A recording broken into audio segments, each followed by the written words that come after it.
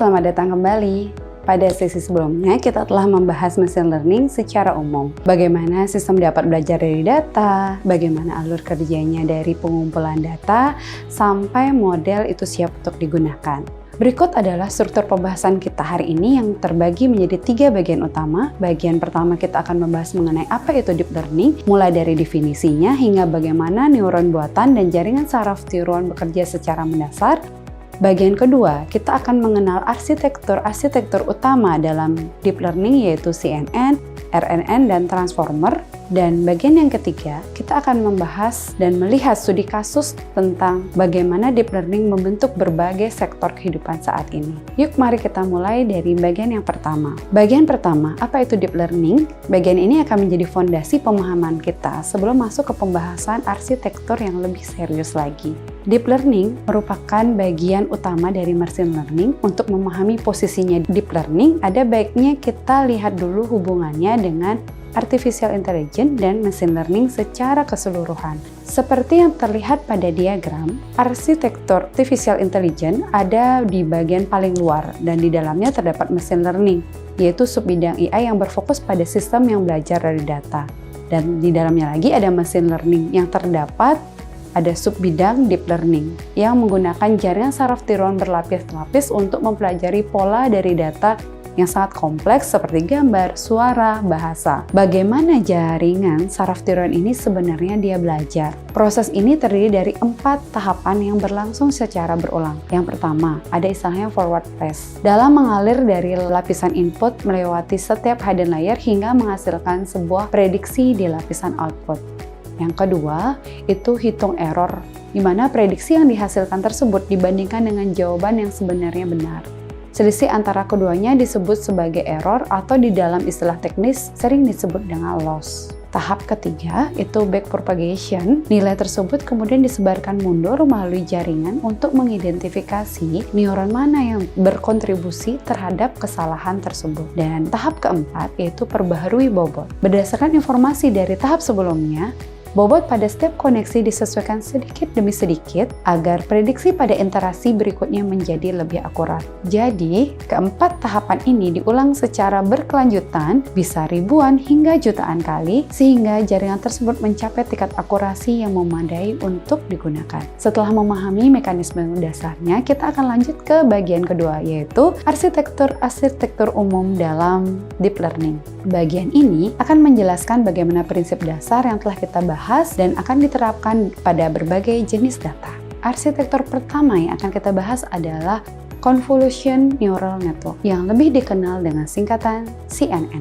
CNN dirancang khusus sebagai spesialis untuk data visual seperti gambar dan video. Cara kerjanya dapat digambarkan sebagai berikut. Sebuah gambar diproses untuk menggunakan filter yang memadai dan gambar tersebut dipotong-potong. Proses ini menghasilkan apa yang disebut feature map, yaitu representasi dari pola-pola visual yang terdeteksi mulai dari tepi sederhana, tekstur, hingga bentuk objek yang lebih kompleks pada lapisan-lapisan berikutnya. Dalam penerapannya, CNN banyak digunakan untuk pengenalan wajah, deteksi objek, dan kendaraan otonom. Analisis citra medis seperti hasil ronsen dan MRI hingga fitur otomatis pada kamera ponsel yang kita gunakan sehari-hari. Arsitektur kedua tentang Recurrent Neural Network atau RNN yang dirancang untuk menangani jenis data yang berbeda, yaitu data sekuensial. Apa itu? Perhatikan pada layar. Berbeda dengan CNN yang memproses gambar secara keseluruhan, RNN memproses data secara berurutan selangkah demi selangkah. Yang membedakan RNN adalah kemampuan untuk membawa informasi dari langkah sebelumnya yang berfungsi seperti sebuah memori ke langkah berikutnya. Karakteristik ini membuat RNN sangat cocok untuk data di mana urutan ini memiliki makna yang penting, seperti teks, sinyal, suara, ataupun data deret waktu. Beberapa penerapannya meliputi pengenalan suara, prediksi data deret waktu seperti harga saham, serta sistem penerjemahan bahasa dan prediksi tulisan pada generasi awal teknologi tersebut. Arsitektur ketiga inilah yang paling relevan dengan teknologi AI yang banyak digunakan saat ini, yaitu transformer. Transformer memperkenalkan sebuah mekanisme yang disebut attention. Perhatikan diagram pada layar. Transformer dapat melihat seluruh data dalam satu kalimat secara bersamaan dan menghitung hubungan antara kata tersebut secara paralel. Hal ini membuat proses pelatihannya jauh lebih efisien, sekaligus menghasilkan pembahasan konteks yang jauh lebih baik. Arsitektur inilah yang menjadi fondasi dari model-model bahasa besar yang kita kenal saat ini seperti GPT dan sejenisnya.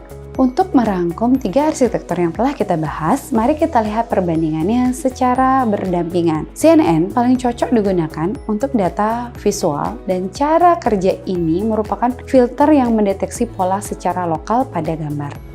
Contohnya, penerapan multi pengenalan wajah, analisis sistem citra medis, dan dari sisi RNN dirancang untuk data sekuensial seperti teks dan suara. Dengan cara kerja inti ini membuat memori antar langkah-langkah yang diterapkan. Contohnya, penerapan meliputi speech to text dan analisis data deret waktu. Dan untuk transformer yang saat ini digunakan hampir untuk seluruh jenis data mulai dari teks hingga gambar, dengan cara kerja ini mekanisme attention yang memproses seluruh data secara bersamaan.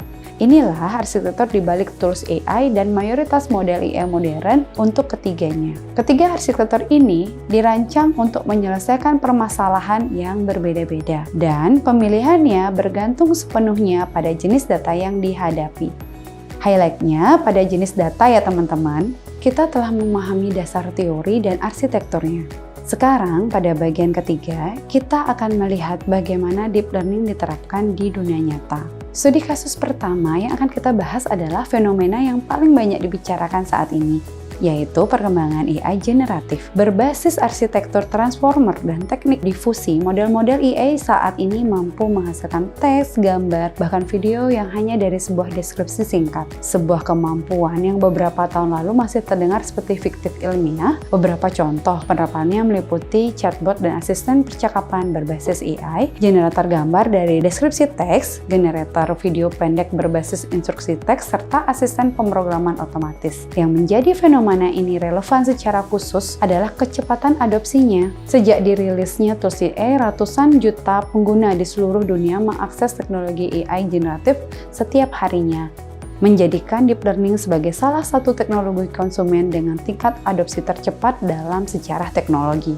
Sejauh ini, kita telah membahas sisi positif dari deep learning. Namun, penting juga buat kita untuk membahas sisi lain dari teknologi ini secara berimbang. Teknologi yang sama yang digunakan untuk menghasilkan gambar, video yang bagus juga dapat disalahgunakan untuk menciptakan deepfake ataupun konten palsu yang tampak sangat meyakinkan. Ada 3 risiko utama yang perlu kita pahami sama-sama. Yang pertama, disinformasi, yaitu video ataupun audio palsu dari tokoh publik dapat menyebar sebelum sempat diverifikasi kebenarannya. Kedua, penipuan digital, suara atau wajah yang dipalsukan dapat disalahgunakan untuk penipuan identitas maupun keuangan. Dan ketiga, adanya krisis kepercayaan, kesulitan membedakan konten asli dan konten yang berpotensi mendorong keraguan terhadap seluruh bentuk media secara umum. Memahami risiko-risiko ini merupakan bagian penting dari literasi digital di era deep learning. Selain isu deepfake yang baru kita bahas, terdapat sejumlah tantangan lain yang perlu menjadi perhatian bersama dalam pengembangan deep learning ke depan. Yang pertama, adanya biaya komputasi dan energi. Melatih model berskala besar membutuhkan daya komputasi dan konsumsi energi listrik yang sangat besar. Kedua, sifatnya black box. Dalam kasus ini sulit untuk menjelaskan secara pasti mengapa sebuah jaringan mengambil keputusan tertentu yang menjadikan tantangan tersebut, terutama dalam aplikasi yang berdampak signifikan kepada kesehatan ataupun hukum. Ketiga, bias yang berasal dari data. Apabila data pelatihan mengandung bias tertentu, model berisiko mewarisi dan bahkan memperkuat bias tersebut dalam keputusannya. Dan keempat, regulasi yang tertinggal. Kecepatan inovasi teknologi yang sering jauh lebih mendahului kesiapan kerangka regulasi serta kebijakan publik yang relevan. Poinnya adalah, deep learning akan terus berkembang pesat, namun perkembangan dan tanggung jawab yang sama pentingnya dengan perkembangan yang cepat pula. Sebagai penutup, mari kita rangkum 3 poin yang telah kita bahas dalam sesi materi ini. Poin yang pertama, deep learning adalah subbidang machine learning yang menggunakan jaringan saraf berlapis-lapis dan memiliki kemampuan untuk menemukan pola kompleks secara langsung dari data mentah tanpa harus rekayasa fitur secara manual. Poin kedua, terdapat 3 arsitektur utama yang menjadi fondasi teknologi AI modern. CNN untuk data visual, RNN untuk data sekuensial, dan transformer untuk memahami konteks secara paralel dan menjadi landasan sebagian besar model AI generatif saat ini. Poin ketiga, dampak deep learning telah nyata terasa di berbagai sektor, mulai dari AI generatif, kesehatan, hingga kendaraan otonom. Namun, perkembangan ini juga membahas tentang etika dan teknis yang memerlukan perhatian dan tanggung jawab kita bersama. Demikianlah pembahasan kita hari ini mengenai deep learning, mulai dari fondasi konseptualnya, arsitektur utama yang mendasari, hingga penerapan dan tantangannya di dunia nyata saat ini. Perlu kita pahami bahwa deep learning bukanlah teknologi yang berdiri sendiri, melainkan hasil evolusi panjang dari pemahaman kita tentang bagaimana mesin dapat belajar dari data, sebagaimana kita telah paham pada materi-materi sebelumnya. Oke, see you next video.